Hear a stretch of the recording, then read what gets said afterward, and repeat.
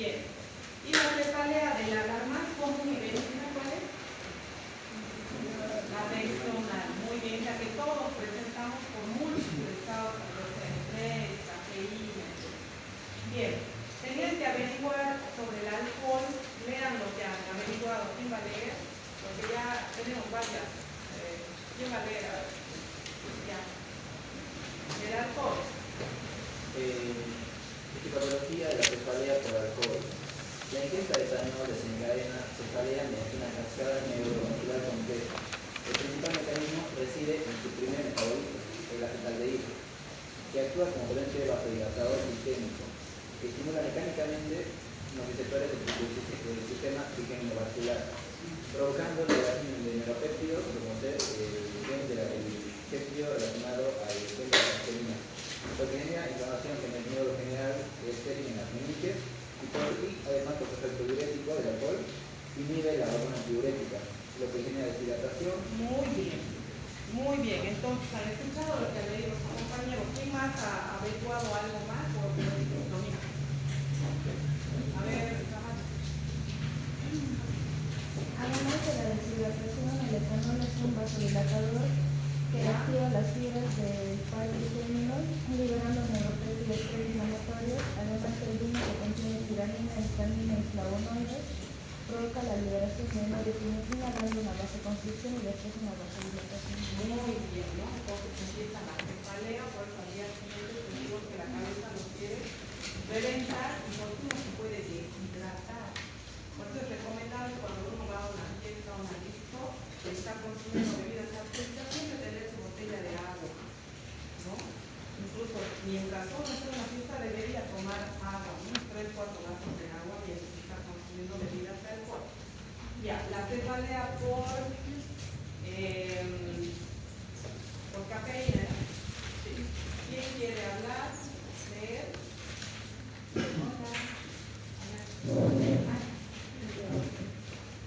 Puede ocurrir por dos mecanismos diferentes. La cafeína por exceso. La cafeína es un antagonista de receptores de adenosina. Normalmente la adenosina produce vasodilatación cerebral. Tiene efecto inhibidor neuronal. Cuando se toma cafeína se bloquea la adenosina, lo que produce vasoconstricción cerebral y aumenta la excitabilidad neuronal. Muy bien. Por eso que después de tomar cafeína, ¿qué es lo que sentimos? El sueño, tenemos ganas de hacer.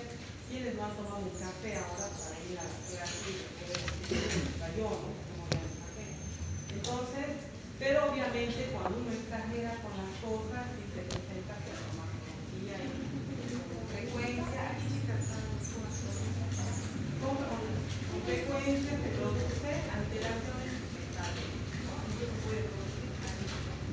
Bien, han realizado, eso es importante, las preguntas no son difíciles, no son científicas, son preguntas que se hacen en la clase y son lo más importante que uno rescata de los libros, ¿no? Tenemos dos libros, antes de dar el examen les voy a decir capítulo capítulo de creativo para que está más entendible en uno que otro, ¿ya? Bien. El tema de hoy día, lo que ya han revisado, vayan pasando cosas de adelante. Firme al pie de la letra, está conforme, disconforme, podemos discutir las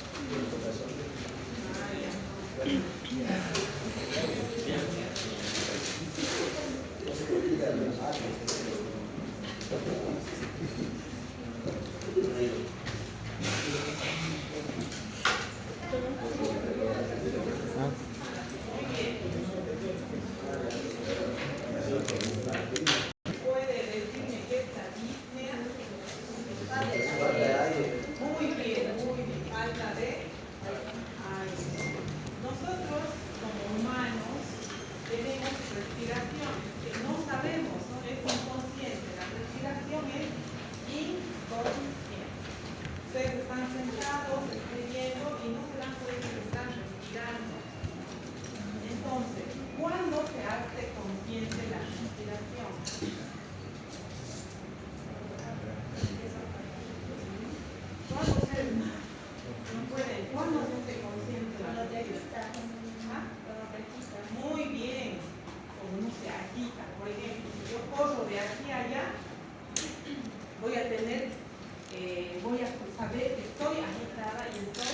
consciente de mi respiración. Es más, yo la quiero regular. Estoy agitada y empiezo a respirar cansada y quiero regular mi respiración, ¿no?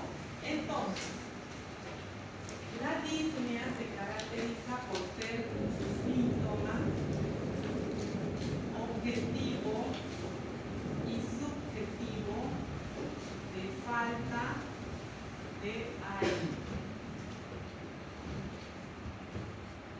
Aparte del dolor, la cefalea, este síntoma de la disnea es muy recurrente en las salas de consulta, porque llega la persona que me falta el aire, no puedo respirar, tiene múltiples causas, desde fisiológicas como el ejercicio, el estrés, la ansiedad, podemos hiperventilar, como enfermedades desencadenantes de la disnea. Y esto es importante saber reconocer en un paciente para poder hacer un tratamiento o pedir un laboratorio o una prueba inmunológica. Por ejemplo, tenemos disneas que se presentan en el día, hay disneas que se presentan en la noche, que las vamos a ir viendo a continuación. Pero lo que tenemos que recordar es dónde se encuentra el centro de la respiración. ¿Ah? También, sí, uno más, el bulbo, ¿no? Bulbo y medio, la protuberancia. Muy bien. El bulbo, la protuberancia. El bulbo es el centro más importante de la respiración. Cosa que si nosotros tenemos una hemorragia, un tumor que evade y lastima o daña el bulbo, se produce un paro respiratorio. Inmediatamente presionamos el bulbo y el paciente tiene un paro respiratorio. No cardíaco, pero sí respiratorio. Si no le ponemos oxígeno, no le damos aire, el paciente muere. En los niños en pediatría, los niños primero hacen paro respiratorio y posteriormente hacen paro cardíaco. A diferencia de los adultos que primero hacen paro cardiorrespiratorio. En el niño el centro respiratorio del mundo se define fácilmente. Hasta tomando un paracetamol el niño puede hacer un paro respiratorio. Aspirina, el proceso de dosis en la medicación, convulsiones, el niño para hace paro respiratorio, ¿no? Entonces, el bulbo. ¿Qué es lo que tenemos en el bulbo?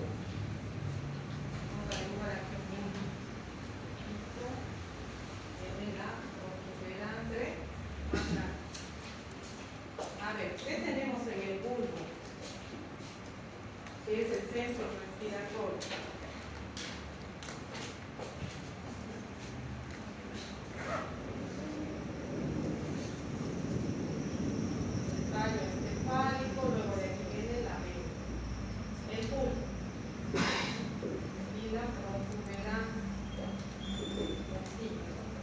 Muy bien. En el bulbo tenemos los centros respiratorios, dos núcleos, uno que es dorsal y otro que es ventral. En la médula tenemos otros dos centros, uno es el neumotáxico y el otro es el apneo. Muy bien. ¿Alguien se acuerda de esto? Muy bien. Nosotros tenemos la caja, en realidad la bomba respiratoria, como la bomba cardíaca. Nosotros hablamos del corazón como bomba circulatoria cardíaca. Y tenemos la bomba respiratoria. Nuestra bomba respiratoria está conformada por el tórax, el esternón, la columna vertebral y sobre todo dentro de eso tenemos los pulmones, parénquima pulmonar. Y las vías respiratorias, no se olviden que nosotros tenemos la nariz, la boca entra por la faringe, la laringe tiene tráquea, los bronquios, pulmón. Entonces, ¿qué hacemos cuando entra el aire ambiente? El aire ambiente se encuentra a 760 milímetros de mercurio. Eso quiere decir que está a nivel del mar. Es decir, que nosotros estamos en reposo. Cuando introducimos aire, entra el oxígeno por la nariz y tiene que vencer una presión negativa del pulmón. Entonces, entra el oxígeno, pasa por las vías aéreas superiores, tráquea, va a los bronquios y llega a la unidad funcional que es el alveolo, donde se va a realizar ¿qué cosa? Membrana alveolo capilar, alveolo. Se va a realizar un intercambio gaseoso, donde nosotros introducimos aire atmosférico a 760 milímetros de mercurio, vence la presión negativa y se hace presión positiva. Muy bien, introducimos oxígeno y entre el oxígeno por las vías aéreas superiores llega a los bronquios, bronquiolos, llega al alveolo, aquí se realiza el intercambio gaseoso que se llama hematosis. Entre el oxígeno llega a la membrana alveolo-capilar, se une a la hemoglobina y va a llevar la hemoglobina a transportar el oxígeno a toda la circulación de nuestro organismo. Cuando llegan a transportar el oxígeno por todo lo que es la circulación, va a recolectar a través de las venas, ¿qué cosa? CO2 de desecho, dióxido de carbono, y lo va a volver a hacer el intercambio, ¿no? Se llama intercambio gaseoso, entrego oxígeno y recupero dióxido de carbono para que el dióxido de carbono a través del alveolo, bronquiolo, los bronquios, suba a través de la tráquea y lo exhalamos. Meta oxígeno con dióxido de carbono, ¿no? Entonces, cuando esto se produce normalmente se llama respiración normal, eupnea, respiración normal. Lo que tienen ustedes ahorita es una respiración normal. Está trabajando sus músculos intercostales, externos, internos, el diafragma, pero ustedes están con esta respiración que no es consciente. Están escribiendo y no sienten que sí están trabajando sus músculos, ¿no? Entonces, esta respiración eupnea es la que se va a alterar y nos va a dar lugar a lo que se llama disnea. Y para que se presente eso necesitamos mecanismos, como el dolor en los nervios, los receptores, en la cefalea también teníamos los receptores. De igual manera necesitamos que llegue esa información a estos centros respiratorios para que se produzca una respuesta. Entonces, si yo me encuentro subiendo el Everest, por ejemplo, llegamos a un nivel donde mi oxígeno se empieza a acabar. ¿Qué es lo que va a empezar a presentar esa persona? Dificultad respiratoria, disnea, ¿no? Entonces va a llegar un momento que no puede respirar, está faltando. ¿Por qué? Porque la atmósfera ya no está a 760 milímetros de mercurio, debe estar a 3000 milímetros de mercurio sobre el nivel del mar, ¿no? Entonces se le produce una dificultad respiratoria. Y es aquí en esta dificultad respiratoria que la persona ya sabe que tiene una dificultad, o sea, se hace consciente. Es aquí donde se hace consciente. ¿Y por qué se hace consciente esa respiración? Porque ustedes van a sentir que empiezan a trabajar sus músculos respiratorios. Los músculos respiratorios sabemos que es el diafragma principal, ¿no? Músculo respiratorio, los intercostales externos, tenemos los intercostales internos, tenemos el tórax como tal, ¿no? Y tenemos también los receptores intraparenquimatosos que se encuentran a nivel del músculo liso del pulmón.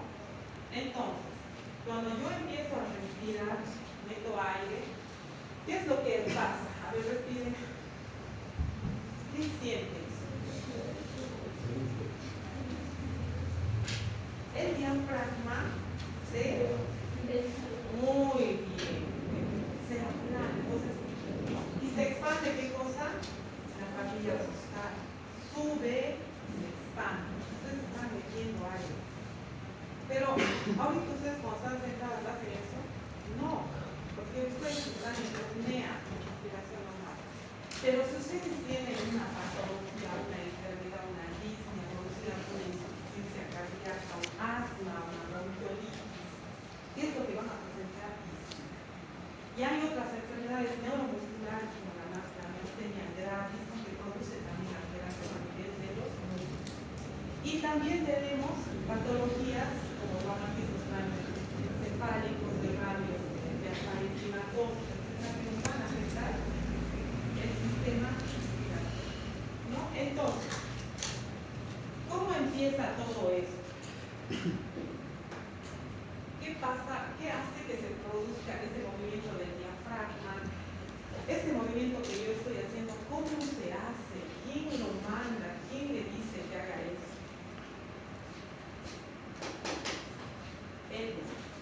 El bulbo, a través de su núcleo dorsal, va a ir a inervar lo que es el diafragma y los intercostales externos. Entonces, ya tenemos una parte. ¿Dónde va a ir el núcleo dorsal? Y el núcleo ventral del bulbo va a ir a lo que es a los intercostales internos y a los mecanoreceptores del tórax. A los receptores intrapulmonares intraparticulares. Entonces, si yo estoy, ¿sí? Claro. Si yo estoy escalando una montaña, aquí hay un examen, no sé si quiere ser publicado por delante. A ver.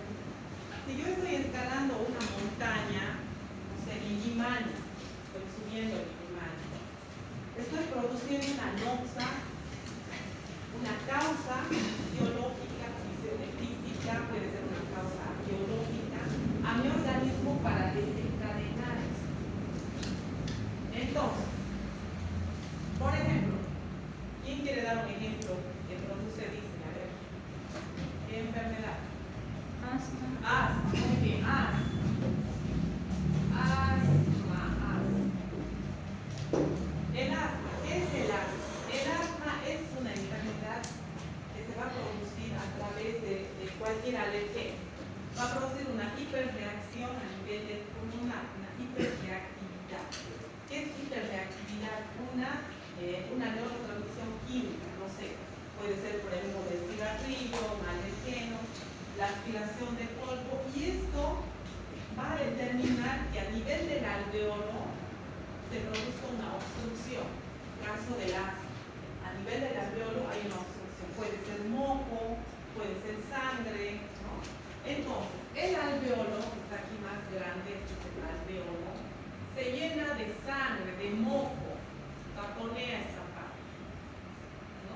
Todos los alveolos empiezan a llenarse de moco, no puede respirar. Entonces, nosotros introducimos oxígeno, llega a través de las vías aéreas superiores, baja por la tráquea, va hacia los bronquios, entra a los bronquiolos y llega a la unidad funcional del alveolo.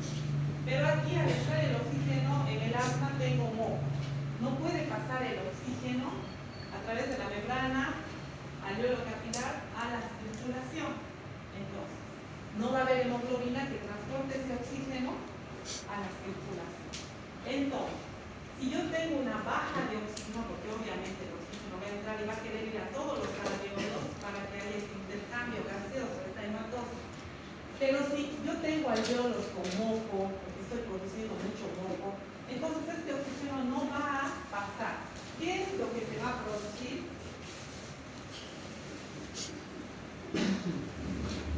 Una toxina. Entonces, al saturar a esa persona, nosotros, no sé, podemos tener una saturación de oxígeno menor a 90%, de 89%, de 70%, de acuerdo a la cantidad de alveolos taponeados que yo tengo. No pasa el oxígeno. y me quedo en tórax, en tonel, ¿no? Los asmáticos tienen la característica de tener tórax en tonel. Son como los pacientes en ECO, grandes fumadores crónicos, y andan con tórax. ¿Por qué? Porque no pueden. Muy bien, entonces, produce una hipoxia. Esta hipoxia es la que se va a transmitir a través de quimiorreceptores que tenemos a nivel de nuestro organismo. Tenemos múltiples quimiorreceptores a nivel de nuestro organismo. Importantes quimiorreceptores periféricos, quimiorreceptores centrales,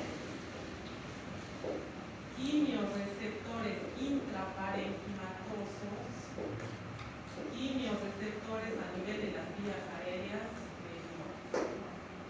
¿Cuáles son los más importantes? Los quimiorreceptores periféricos y centrales. ¿Y dónde se encuentran esos quimiorreceptores?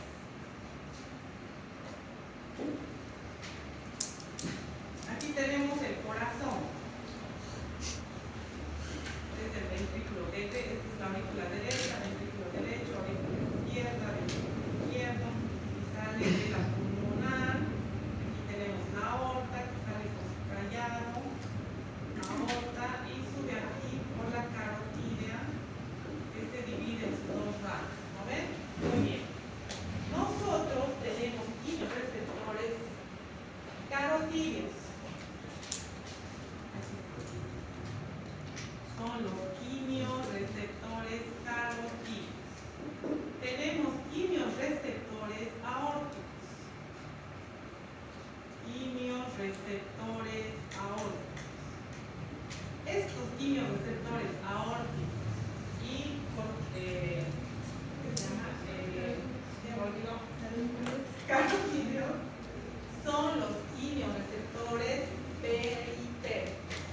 Entonces, quimiorreceptores periféricos son los carotídeos y los aórticos, principalmente.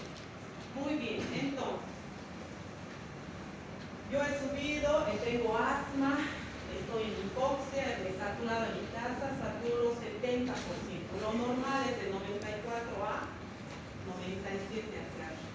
Los que han padecido de COVID seguramente se han saturado y saturaban cuánto. ¿Quiénes han tenido COVID? ¿Nadie? ¿Cuánto saturaron? ¿Te ha puesto oxígeno? No, ¿No? pero sí tenía un familiar que los examinaba 55, 60 y ¿Está muriendo? Ya, mi hijo. no, No, grave, una hipoxia. No, muy bien. Miren, 50% ha debido estar cianosis, acrocianosis, tales en los dedos, ¿no? La cianosis peribucal. Ese pobre señor, tío, hombre, ese señor tu tío debe estar así, azul, porque necesita ver. Pero me imagino que tu tío ha debido estar, que respiraba agitado, ¿no ven? O sea, falta de aire, necesito oxígeno, que me ponga una máscara, que me pase oxígeno. Entonces, llegamos a la hipoxia del 50%, saturación de oxígeno. Esta hipoxia le comunica a mis quimiorreceptores periféricos, tanto los aórticos como los carotídeos, de que hay un aumento de la presión parcial del CO2, que está aumentada, y hay una disminución de la presión parcial de oxígeno. ¿Qué significa eso? Cuando nosotros hacemos el intercambio gaseoso, cuando tiene que entrar oxígeno y no hay ese intercambio gaseoso porque el alveolo está lleno de moco, entonces el oxígeno va a estar disminuido. Yo le hago una gasometría a este paciente, mi oxígeno va a estar disminuido. Y la presión parcial de dióxido de carbono, como no hay cómo se elimine, porque el alveolo está taponado, no hay ese intercambio gaseoso, va a estar aumentado. Y esto es lo que se llama una acidosis respiratoria, que se presenta muy frecuente en los pacientes asmáticos. esto perdura y no hay algo que tranquilice, que calme esto le va a avisar a mis receptores aórticos y carotídeos, los cuales a través de unas fibras espinocorticales van a llegar ¿dónde? ¿Dónde es el centro de la respiración? De aquí, de mis centros aórticos, a mi nódulo que es aórtico, carotídeo, miren cómo va. De aquí viene aquí y de aquí viene aquí, atrás. Esa vía le avisa a mi centro de que hay una hipoxia. Y eso es cuando el bulbo, quizás es una confusión total. El bulbo, este era el bulbo, este es el bulbo. El bulbo va a responder de estos centros quimioreceptores periféricos que avisan a estos núcleos ventral y dorsal, los cuales se activan por esta hipoxia y responden ¿a dónde? ¿Cuál es la respuesta? ¿Cuál es la respuesta?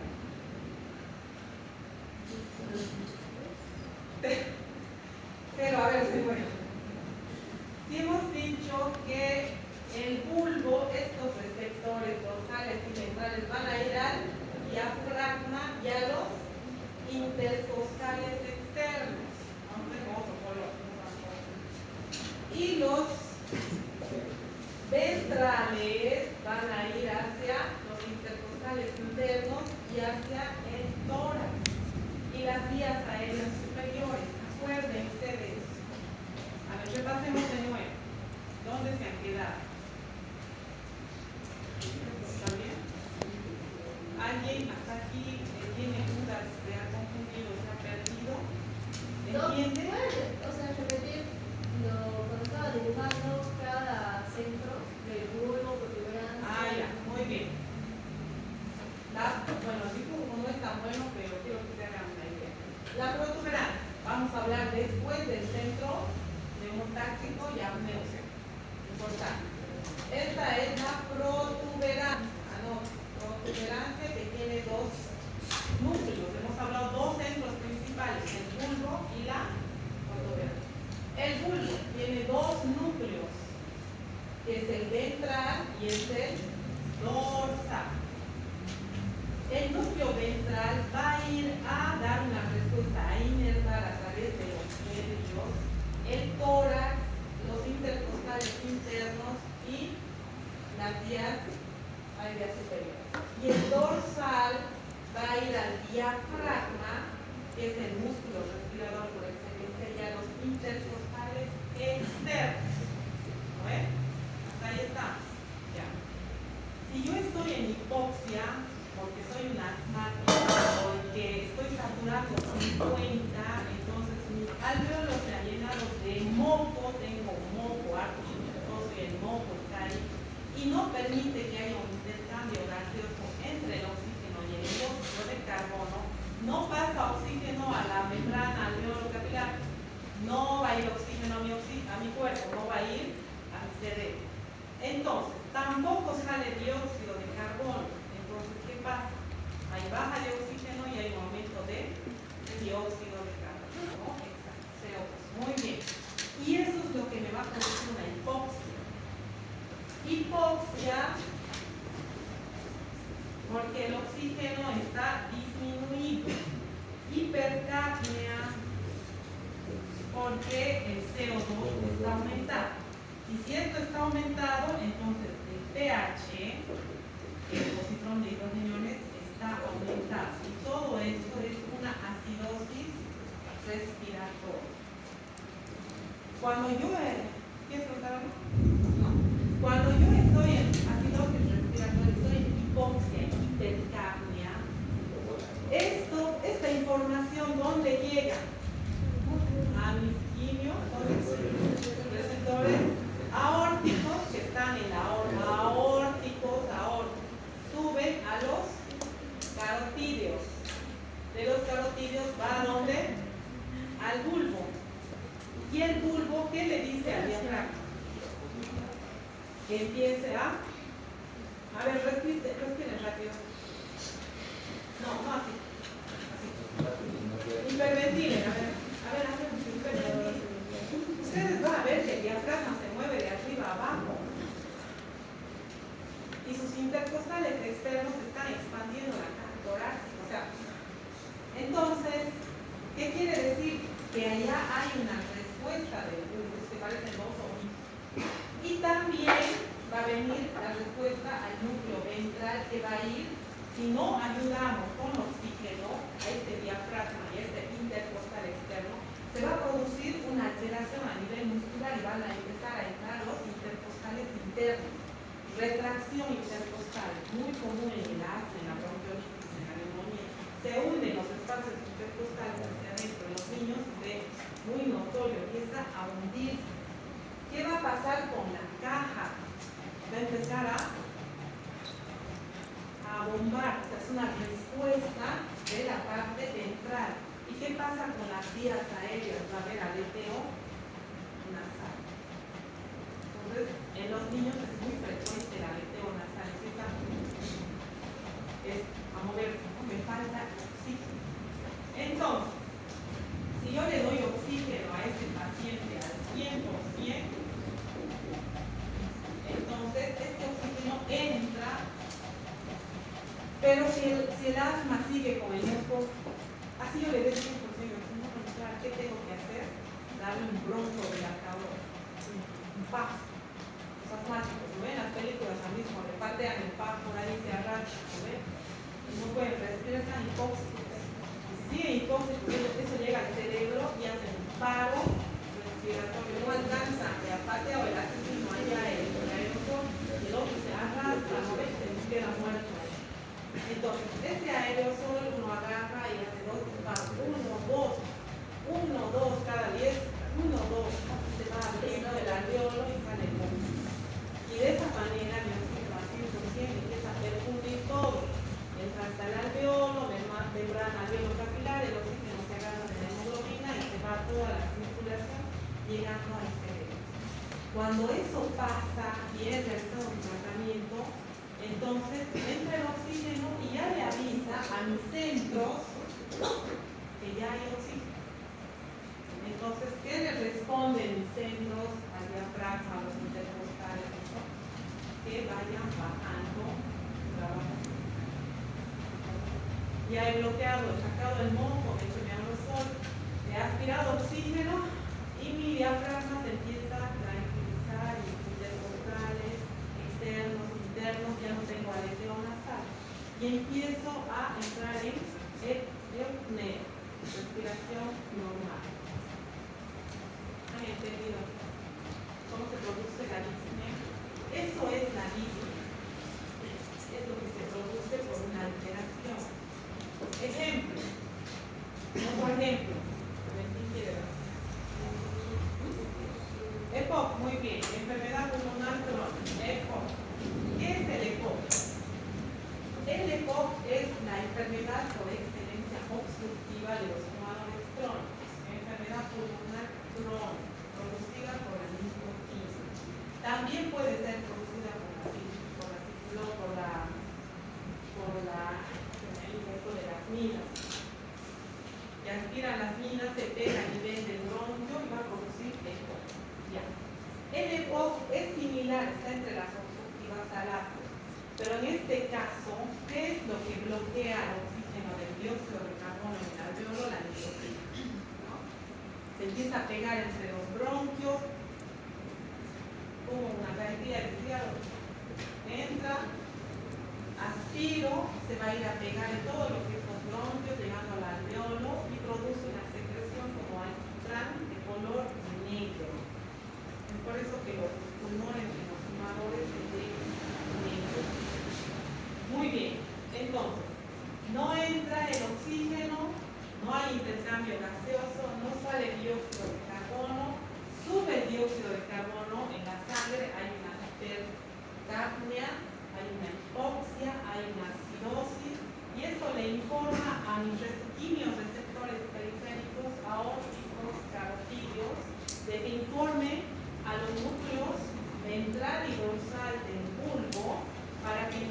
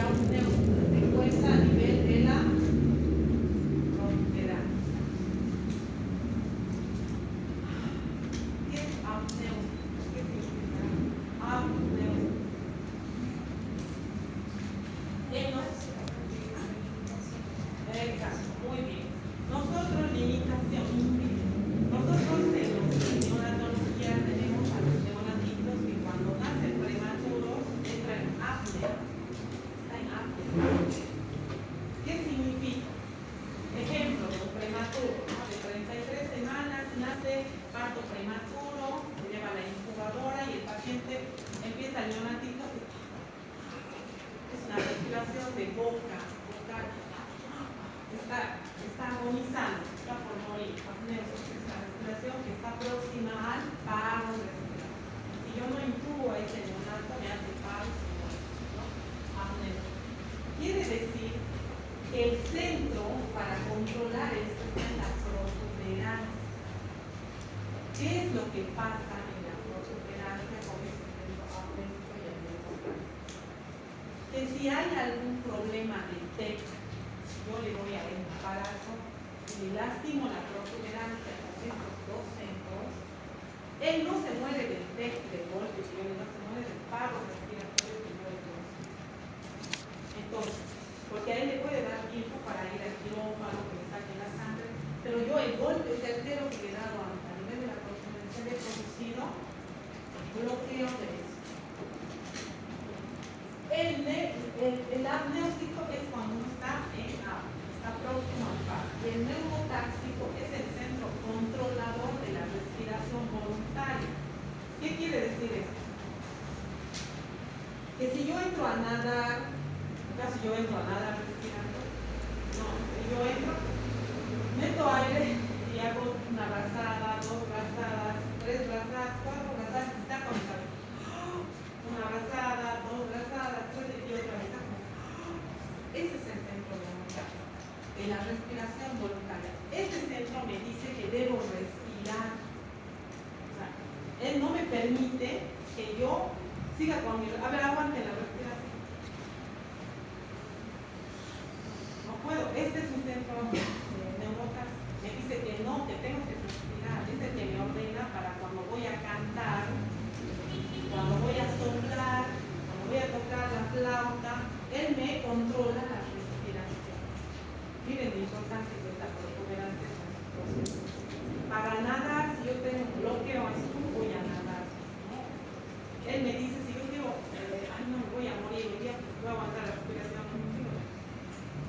Él no me deja. O sea, alguien tendría que venir a ahorcarme para que yo me muera, ¿no? Porque no me va a dejar que yo inhiba mi respiración.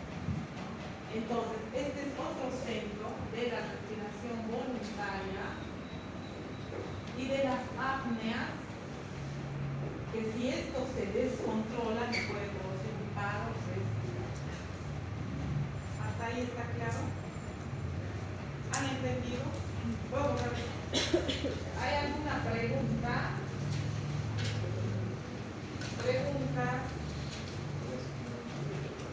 Vamos a hacer un repaso posteriormente. Para que vean, ¿saben?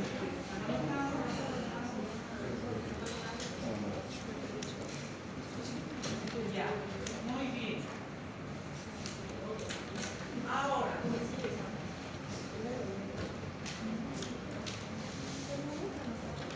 preguntas, porque esto lo vamos a manejar el control de la respiración mucho.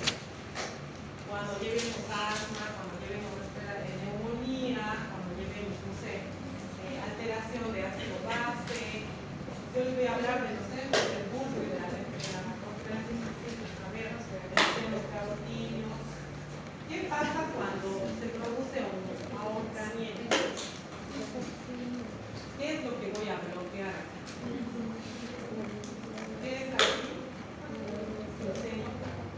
Si yo le hago así, sucede el carotino y se desmaya. A ver, no lo hagan. Venga, a ver, hagan así. Se van a desmayar, pero usted está aquí. Muy bien. Ahora sabemos la fisiopatología de la actividad. ¿Cómo era? A ver, ¿quién quiere animarse a decir? A ver, ¿quién quiere animarse? Nos va a animar después de unos 15 minutos. Ya. Disnea. Entonces, la disnea es la sensación objetiva, subjetiva de falta de aire. Desesperantemente necesito aire. La gente llega, me falta el aire, no puedo respirar. Es una ansiedad terrible. A ver, ustedes cómo hacen esa situación que no puedan respirar y que sientan que se mueren, porque la falta de aire, que es una sensación evidente de muerte, voy a hacer un paro, voy a morir, es una angustia, ¿no? Entonces, tenemos diferentes tipos disnea. Tenemos la disnea ocasionada por la ansiedad. Tenemos la disnea ocasionada por problemas respiratorios en el físico. Tenemos la insuficiencia cardíaca congestiva. Tenemos la disnea producida por obstrucción de vías aéreas superiores. Cuerpos extraños. Muy bien. Estos tipos de disnea se pueden clasificar en agudas y crónicas. Agudas que van de horas hasta menos de una semana y crónicas menores de un mes. Sensación de aire. Ejemplo de disnea aguda. A ver, ejemplo de disnea aguda. El asma. ¿No? Ya. Ejemplo de disnea crónica. ¿Ah? La insuficiencia cardíaca congestiva nos da un tipo de disnea. La disnea paroxística nocturna. ¿Han llevado fisiología? Sí, lo están llevando muy bien. La insuficiencia cardíaca es una de las disneas más peligrosas. Es la que un paciente no sabe que está con insuficiencia cardíaca y se echa a dormir y de repente se despierta a medio de la noche, se siente y siente que le falta el aire. Es nocturna. Disnea paroxística nocturna. ¿Cómo se calma? El paciente se sienta, cuelga sus piernas y vuelve a dormir. Es de las disneas más peligrosas por falta de aire. Pero esto desencadena un problema cardíaco, puede ser un Chagas, que lleva una insuficiencia cardíaca congestiva, puede ser una cardiopatía. ¿Por qué? Porque tengo senos aórticos a nivel de la aorta. Muy bien. La disnea tenemos la ortopnea,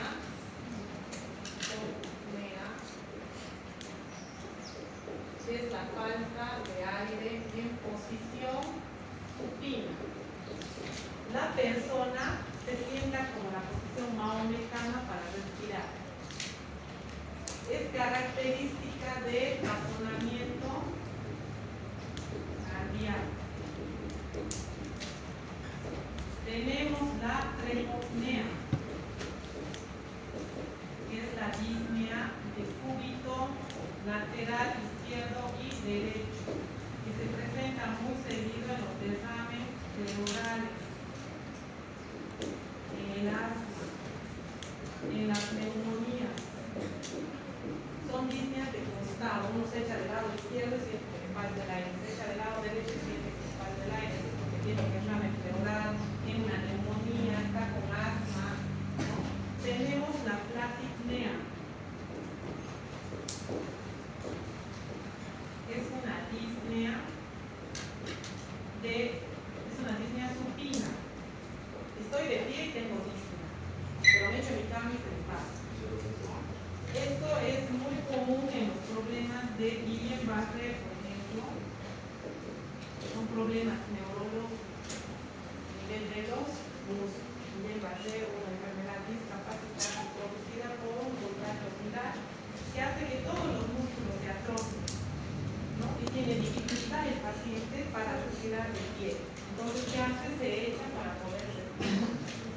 Y, o por último, la disnea paroxística, el nombre de paroxística nocturna, que es la representación de la insuficiencia cardíaca congestiva. Son los tipos de disneas más importantes que seguramente lo van a llevar en psicología. Pero esta es la clasificación de la. ¿Y cuáles son el laboratorio, medios diagnósticos que yo puedo dar para la disnea? ¿Cuál es el principal? Si llega un paciente. La clínica, la saturación, muy bien. Paciente que llega con falta de aire, lo primero ustedes lo van a ver. El tórax empieza a expandir. Tiene lesión nasal. Entonces esta se anota. Entonces, bueno, haremos una saturación, lo más común. ¿Quién no tiene un saturómetro en su casa? Todos. Saturómetro, pone en el dedito, ¿cómo te está saturado? En las farmacias, dedito, saturómetro, compren un saturómetro y saturen cena, ¿no? ¿Cuánto satura? 94 para arriba, saturación normal. Menos de 94 estamos entrando en menos de 90 y debe estar controlado. Está 87. Ella estaba en Google, debía haber puesto ¿qué hay aquí? Me toca la casa. No había espacio. Ahí en mi casa, ¿no? Has vivido así, ¿no? Está bien, está bien. Ella salió, eso es lo bueno. Salido, se encuentra aquí con nosotros. Muy bien. Entonces, saturación de oxígeno, clínica. Yo veo un paciente. Si ustedes ven un paciente así en el internado, les pregunta, ¿qué quiere el paciente? Y no dice, se van a afilar aquí en la China, en Houston, en la de donde quiera. No pueden decir, ay, tiene, no sé, parece que le falta el aire. No, disnea, es como disnea, falta de aire. Muy bien, ya haremos un examen clínico, una saturación. Como es problema respiratorio mayormente, ¿qué le podría pedir? Una radiografía de tórax. Ya haré un electrocardiograma, pensamos quizás en la isla ocasionada por una insuficiencia cardíaca. ¿Yo bien?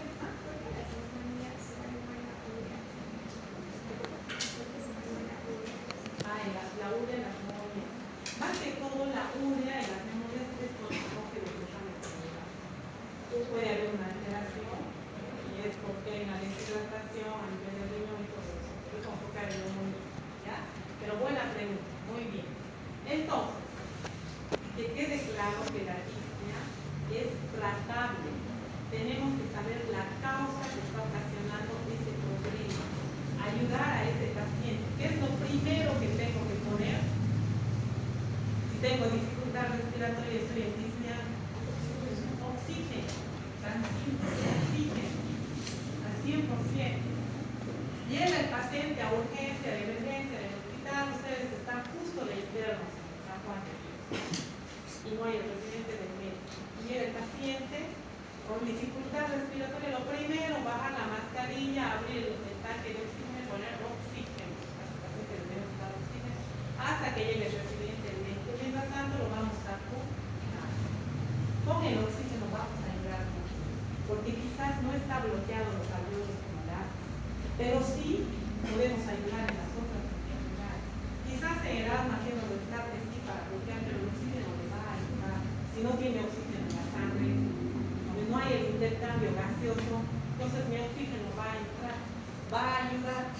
Entonces, oxígeno al 100% y después, posteriormente, voy a determinar la causa que está produciendo esa dificultad respiratoria, esa disnea que puede ocasionar una muerte. ¿Alguna pregunta?